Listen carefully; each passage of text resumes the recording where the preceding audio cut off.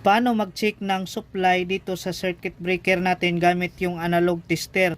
So sa analog tester guys, mayroong mga nakasulat dito na AC volts. So ibig sabihin ng AC volts guys, alternating current voltage. So itong alternating current voltage guys, ito yung supply natin sa bahay na 220 hanggang 240 volts. So kapag mag-check tayo ng supply dito sa circuit breaker o di kaya outlet, so select natin dito sa 250 volts. Kapag na-select na natin guys, dito naman tayo sa mga scale din. Merong nakasulat dito. At ito yung pointer natin. Yung linya na yan.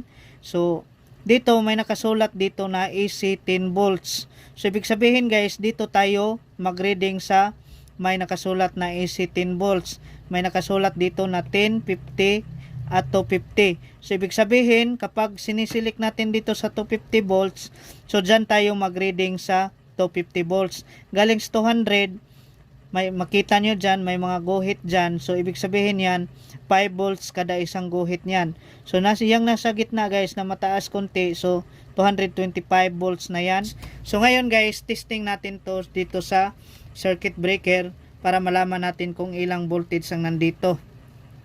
Yan, gumalaw na yung pointer natin.